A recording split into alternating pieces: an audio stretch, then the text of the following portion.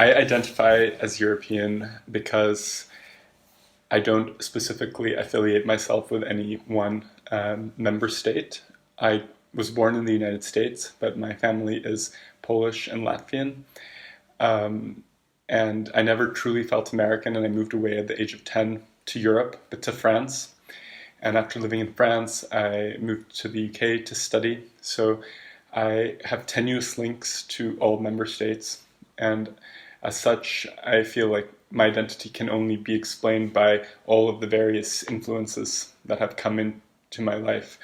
And I would say even more so, I feel European, not just West European or East European, because um, I have family from Eastern Europe, from Poland and Latvia, um, but I've lived in Western Europe as well. So it's really like a mix of an identity. However, I cannot say that being European identifies me 100% because I was also born and raised in the United States, and my family in Latvia is Russian speaking. So I do feel like I'm more than just European. I have transatlantic links, but also Eurasian cultural backgrounds and influences. But I would definitely say that because I live in Belgium, because I really believe in European values of tolerance, openness, and so on and so forth, that I would identify primarily as European. European being my identity over my national identity first.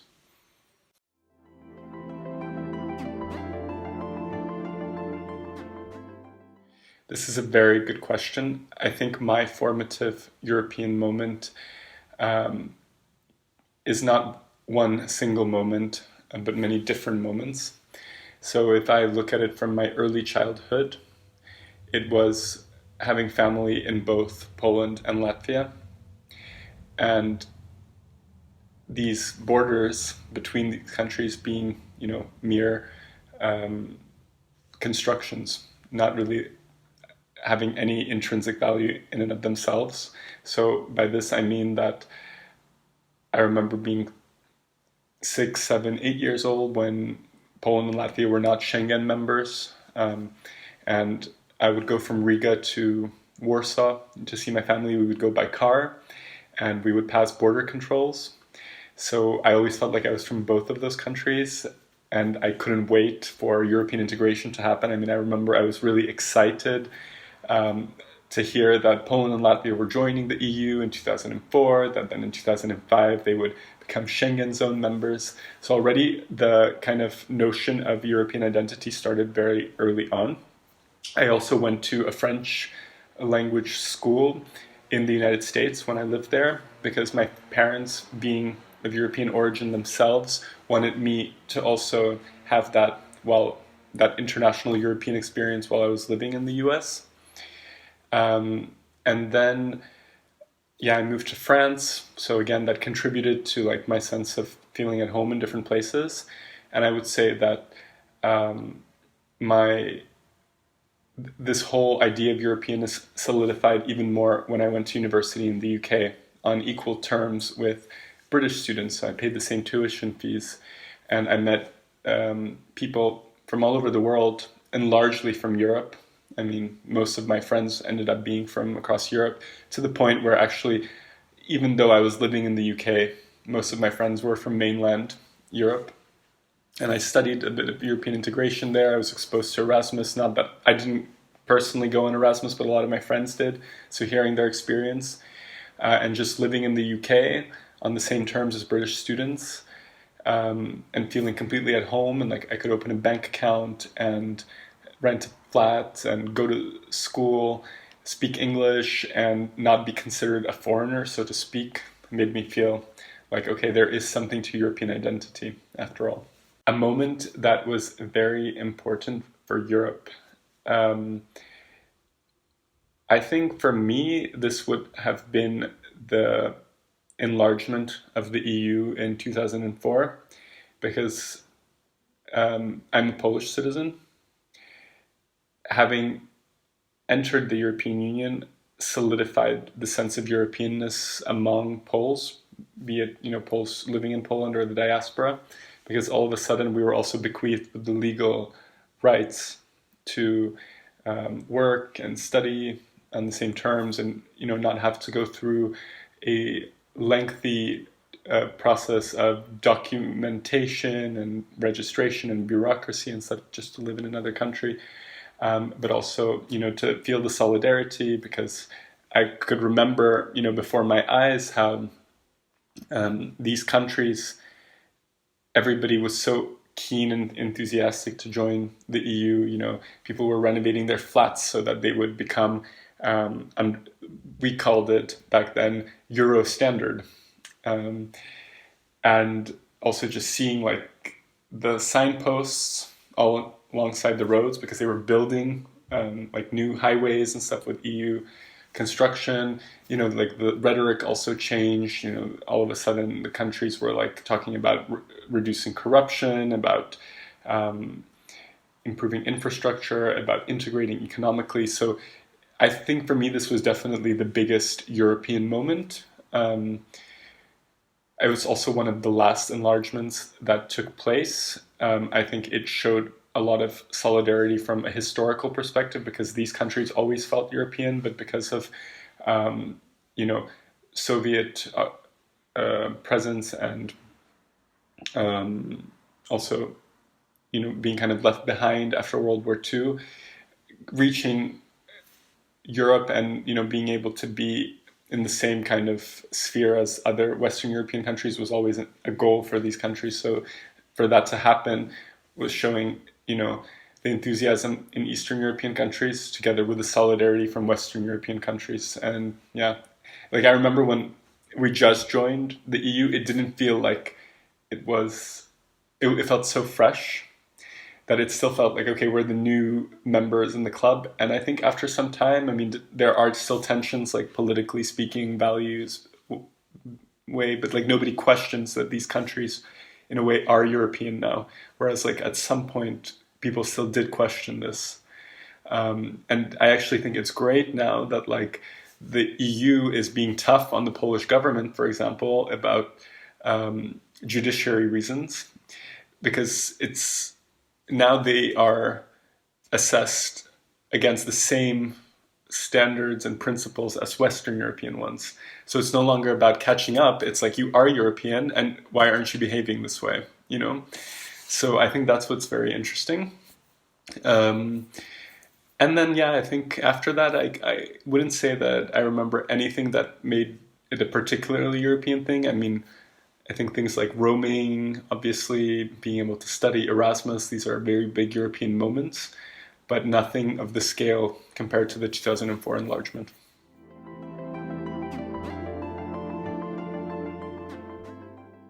The worst moment in European history for me was probably 2015 and 2016.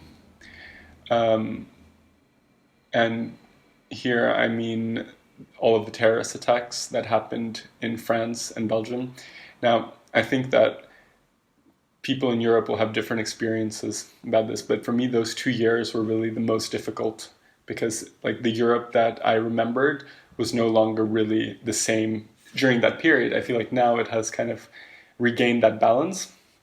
But when I was growing up in France, for example, I moved at the age of 10, I never remembered seeing military on the streets, like patrolling areas. I also never remember really fearing like going outside or going to a bar, something simple as that. But in the immediate aftermath of these attacks, I think in France in 2015 or 2016, there were like over 5 terrorist attacks, some of them of a large scale, like the one in November 2015.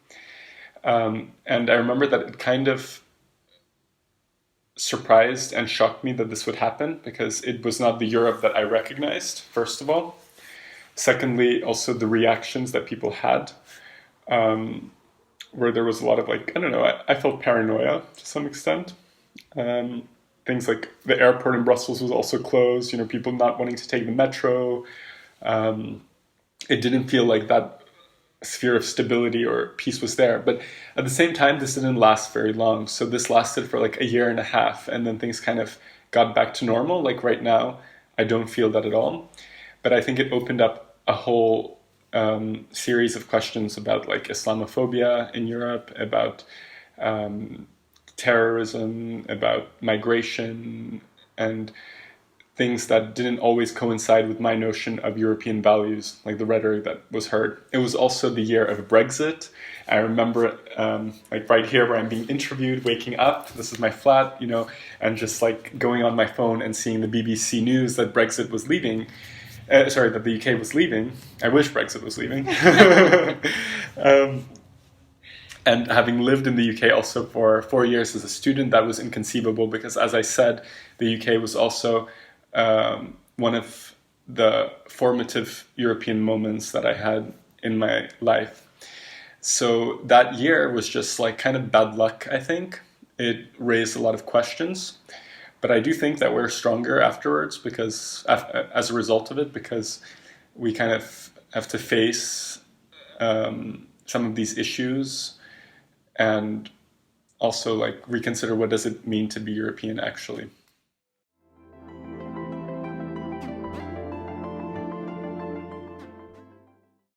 Well, the best moment, as I said, I think enlargement was great. I, um, I mean, I think the last European Commission actually was a great moment for Europe because under Juncker, I feel like there was a lot of strategy involved. Like we face so many challenges in Europe with Brexit, with Trump in the presidency, with the migration crisis, and so on. But we still managed to have a very successful commission.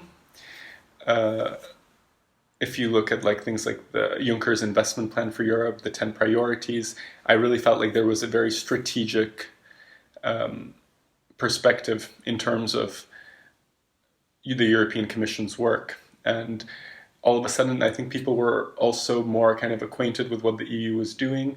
I mean, if I compare the Juncker Commission, for example, to like the Barroso Commission, I feel like I know much more about Juncker, also because I've lived here in Brussels and followed it more closely. But I think there was more a sense that the European Commission is playing a really important role in our society. And the European Parliament and Council, obviously, too. But yeah, I would say that recovering from the financial crisis, Greece went through a really difficult time, as you know, but like the Commission still survived and managed to achieve a lot despite these things.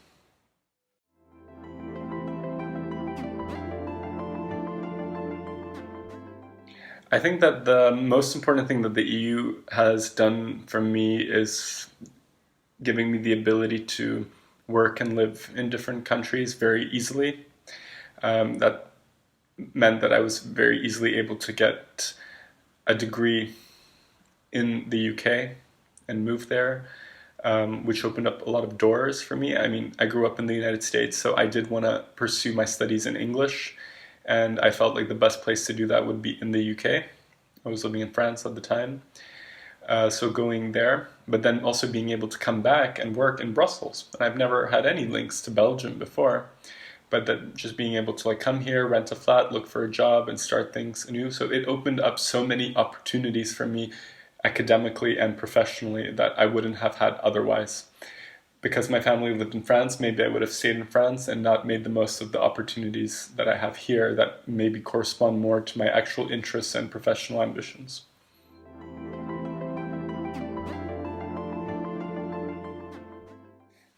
In terms of what I would like the EU to achieve by 2030 is twofold. First, achieving more European solidarity, because I think we're still not 100% there, the way there. Just looking at the recent example of Greece and, the kind of tit-for-tat politics that you observe between Greece and Germany and other people. And you see this also, for example, with the political issues in Hungary and Poland right now, how some parts of the population in these countries feel left behind, so they vote for a government that also tries to protect their interests, but then these interests are not in line with kind of the vision that Brussels has for these countries. So I think it has to be understanding and solidarity from both sides. And here I want to focus on the second issue, and this is the one related to environment. I mean, sustainability and, more environmentally friendly regulations have always been top of my priorities. But I think that Europe should take a leading role here, because a lot of the countries here already are very innovative in terms of their environmental policy, but I think we can go much further. But I also notice that there's a lot of tension here within the EU, because there are countries like Poland which rely on coal, and a lot of the people there rely on coal also as a means of life, in terms of income. So the government is very opposed to ambitious climate regulations that Brussels or some specific member states might have in mind. But I think that we in Europe really have to see how we can address those tensions. Like, can we make this policy any more friendly for countries that have economic challenges linked to the climate change transition, let's say. But we also need solidarity from them for them to understand the importance of this issue. And so I think it would be really nice to see us work as a block of 28 or 27, focused on this issue, and devise our economic, infrastructure, social, political policies on the basis of these priorities.